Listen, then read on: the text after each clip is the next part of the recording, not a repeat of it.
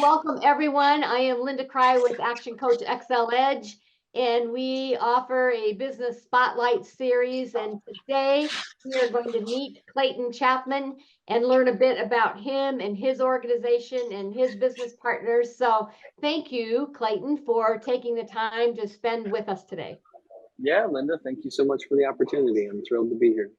Beautiful. Well, let's just start. Tell us a little bit about yourself, who you are, what your business is, what your role is, and get a feel for how you spend your time. Yeah, absolutely. So I'm actually a chef by trade. I've been in the hospitality industry for about 25 years. I've worked for others. I've owned my own restaurants. I've left the industry and started a hospitality consulting firm with my better half in life. And we've been doing that since 2020.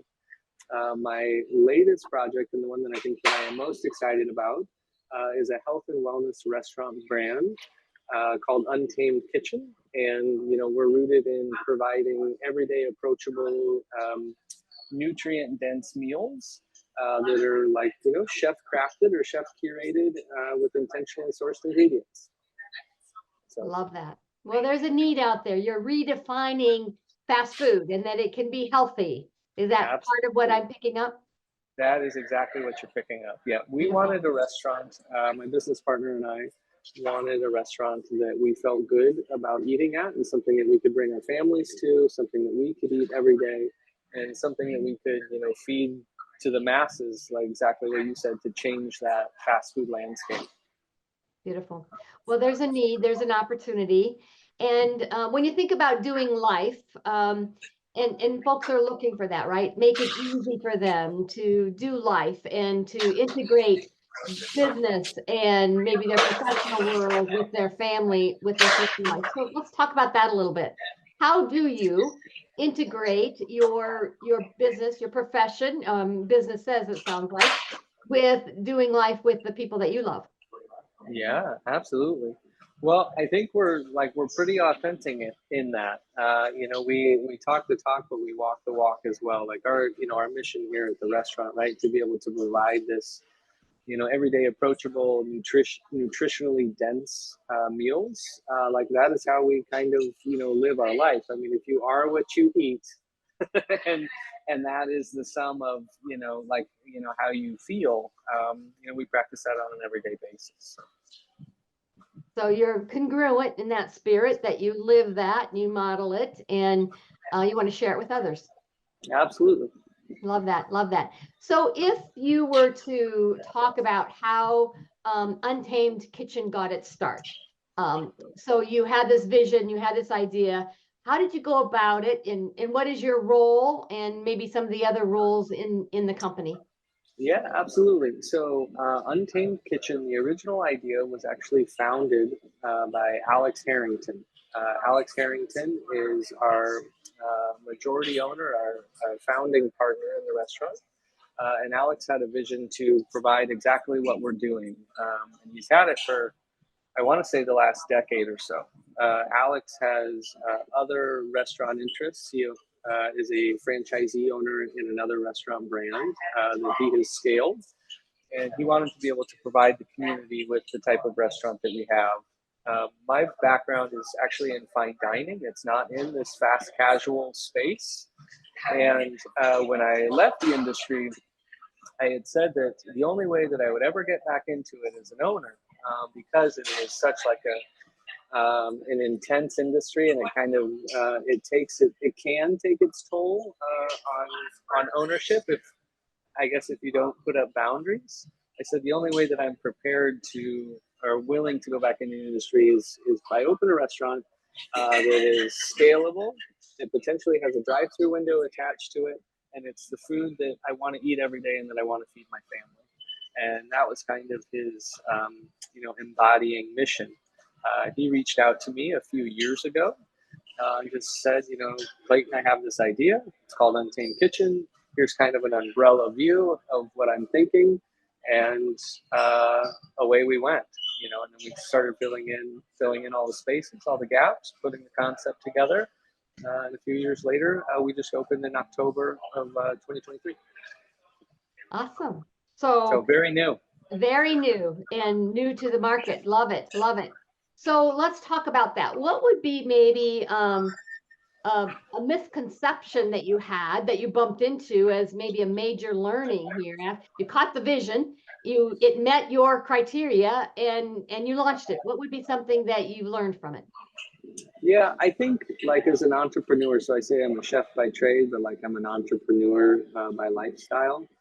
I think everyone always thinks that, you know, it's a direct line from A to B, or from like A to opening, or A to launch, or A to growth. And it's like the exact opposite, right? You go from A to C to D, maybe down to J, all the way to Z, and then back up to B. And then you finally like start to connect the dots. That there's not necessarily like a one size shoe fits all to success, but it's a lot of like small successes along the way that like build into something greater. So maybe patience is that's a roundabout way of saying being patient, and like, you know, be okay with it being a process to put all the pieces together. Yeah.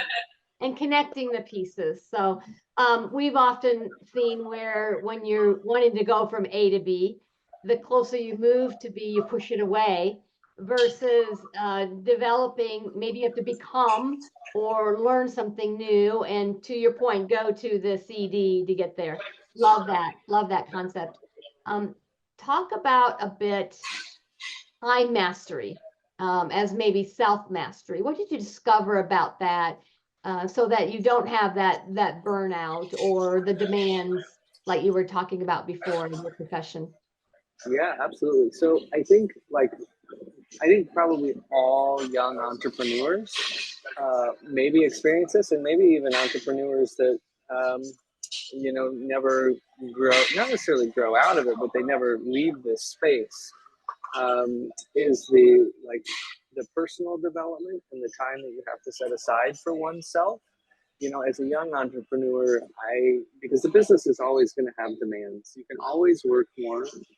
You can, you know, always spend time on growing your business, on fine tuning your business, on fine tuning your team, on staff development. But really, like at its core, is you have to take care of yourself first. And I think we all forget that in some way, shape, or form, or in some part of our journey. And so for me, I think that was my biggest lesson, is to, you know, put my own needs first, whether that's sleeping in or not necessarily sleeping in. I have 4 children, so I don't know what sleeping in means. Yeah.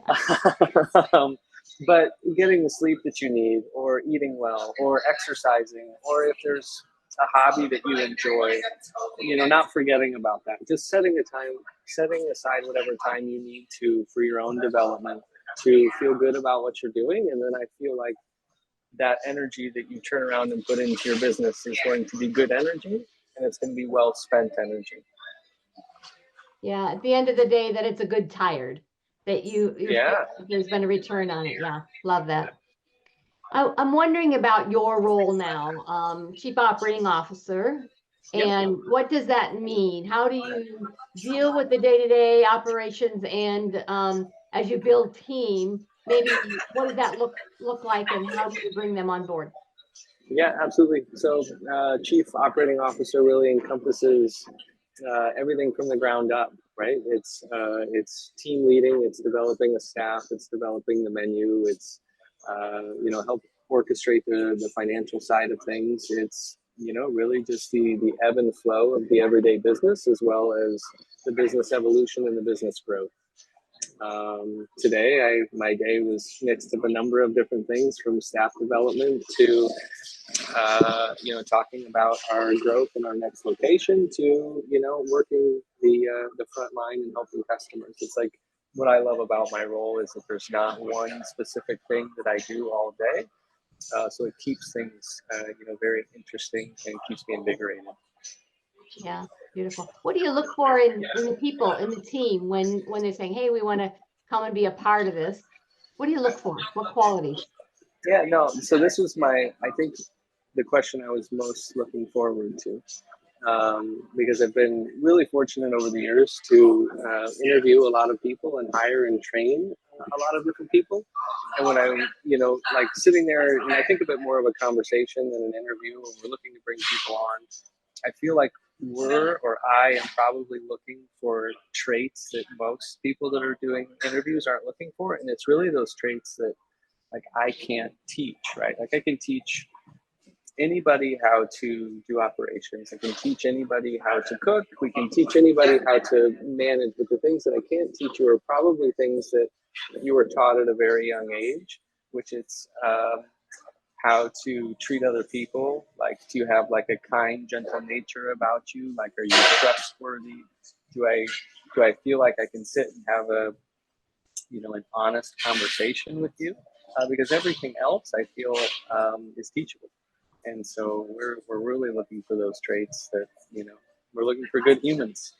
Yeah, beautiful. And part of that, we kind of have a model that we talk about, which is an identity iceberg. We talk about what you see above the waterline, and then all below that waterline, the things that they value, right? How do they identify themselves? How do they learn? How do they grow? And those are things that, to your point, you have to align. And it sounds like you're looking for those to align with you to then teach them the other things that can be taught. I love that. I love that. Well, that was very well spoken. Yeah, Thank you. Thank you for putting articulate words to what I was trying to convey. Yeah, no, I could hear it. I was visualizing what you were describing. And with that, you talked about scalable, right? Something that interests you would be scalable. So you have restaurant number one. And Yes. what's the vision of where you're growing next? Where do you think that will be, and what does that look like?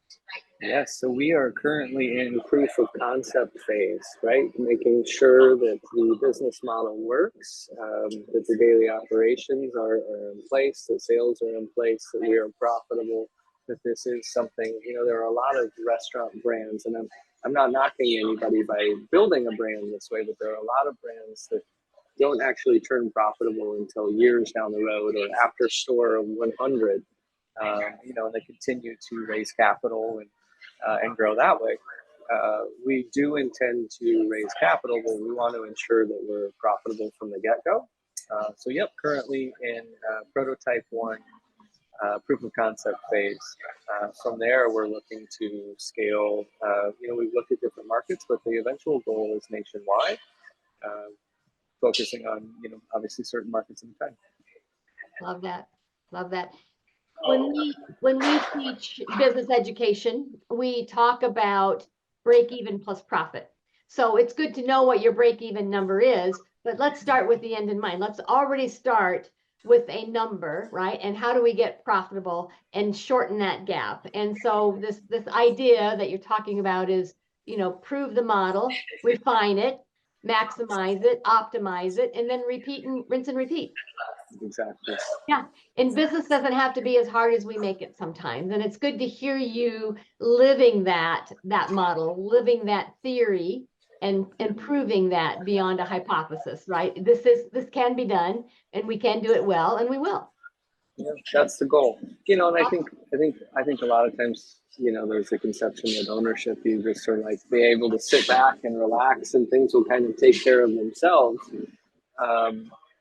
And it's, much to the opposite, that it does take a lot of like grit and hard work, but it's a lot like the duck on the pond. It's, you're very cool, calm, and collected on the surface while you're paddling like crazy into the water.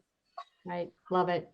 And to your point, we do believe that a commercial profitable enterprise that you're building can work without you into passive income when you set it up right, just as you're talking about, with the right people, the right systems, and then it can, and you can choose to be a part of it or not. So we love working 100%. In that spirit. Mm-hmm. Yes, no, we agree with that wholeheartedly. I'm not implying that it's that way forever. Just in the beginning phase is we're developing systems and putting things into practice. Yeah, the sweat equity, and that builds the credibility. You're modeling for others that you're right there rolling up your sleeves and working with them and figuring it out, which is engaging. Yeah. You bet. Setting the foundation. Beautiful. What's a challenge in front of you right now? What would be something that you're saying, okay, either this keeps me up at night, or this is something that we've got to figure out how to solve and resolve and move forward? Is there anything? Yeah, I think, for us as a new business in the community, it's about establishing those community relationships and just creating the awareness that we're here and that we're open and we're ready, to serve. We have been open, 3.5 months now, and we're like incredibly fortunate that our repeat business percentage is very high. But it's more for us just a matter of getting in front of more customers and creating more business alliances with like-minded, professionals, like-minded companies, people in the community, so that we can continue to grow. Do you offer a service delivery model for those business meetings and do some catering that way, or is it a pickup service, or what is your business model? Can I ask? Yeah, so we have a few different channels. We have the direct-to-consumer, those that are coming through our front door. That probably are working professionals within the area. We are in downtown Omaha currently, so most of our day traffic are working professionals. We have the online ordering, and then like all of the channel partners, the delivery services, the Grubhubs, the Uber Eats, the DoorDashes of the world. We've been developing our ambassador program. So this would be, athletes in the community, or, like-minded businesses that, maybe it's a gym or a fitness facility or something like that we're, partnering with the trainers or a yoga instructor that helps promote the brand. And then we have the catering aspect that applies to, small, medium to large corporations. So it's, some of those things are like, you have to be boots on pavement to develop the relationships, with those companies in order to secure the long-term relationship. For sure, for sure. And you obviously, in your expertness as a chef, appealing to all the senses, right? Because that's what food can do, is appeal to all my senses. So presentation, I'm sure, is very important for you to have a certain standard of the way you want the food presented. So consistency, I guess I'm getting at. Absolutely. Part of the training process. If you were to give advice to your younger self, Clayton, and you can define what that is, what would it be? What advice would you give to your younger self as a business entrepreneur? Yeah, no, that's an excellent question. I wish that I would have been able to give myself advice. So you say as a younger entrepreneur, and I heard it like, hey, I think you're still probably pretty young. Yeah, so I'm 37, but I've been, independently employed, self-employed, and entrepreneur since I was in my early 20s. So I think I probably would speak to time management, like I was trying to speak to it earlier. Is, when I was, first in business for myself, I like wore myself to the ground, because there's always things you can do, you think you need to do to develop your business and make sure that it's like 100% perfect all of the time. And it's never going to be absolutely perfect, but it can always be a work in progress. And so I think I would have told myself to like continue to evolve as an individual and as a person, and not just as a business owner and as a thought leader, and to allow yourself the time you need to be able to do that. Nice. Good advice. We like to talk about that as working in the business and working on the business. 100%. Right. We find people that working in the business and they put all these long hours in, and their business isn't giving them more life. It's sucking the life right out of them. And then it's like, why did I go into business? So we're there in that space with you, meeting people there and saying, all right, let's get out of this cycle and let's start working on the business with great intention, so that you can put in the systems and develop the processes so you can scale it. Love it. You validated that. Yes, absolutely. And I think that's something that, you learn over time. When I was younger, I definitely worked in the business more than I worked on the business. But you reach kind of this plateau where, like you said, you're putting so much into the business, but you're not getting out of it what you want or what you need to. And so it's that shift, that paradigm shift of being able to work on it rather than in it. Yeah, beautiful, beautiful. All right, well, thank you for the time. I want to be respectful of your time. And tell us again, where do we find you? Yeah, so Untamed Kitchen, you can find us at untamedkitchen.com for our website. If you're looking for us on Instagram, you can find us at Eat Untamed Kitchen, and you can find us on Facebook as well. Beautiful. I will definitely and intentionally seek you out and experience your wonderful restaurant. So we will meet again soon. Okay, I look forward to it. Thanks so much for the opportunity. Thanks, Clayton.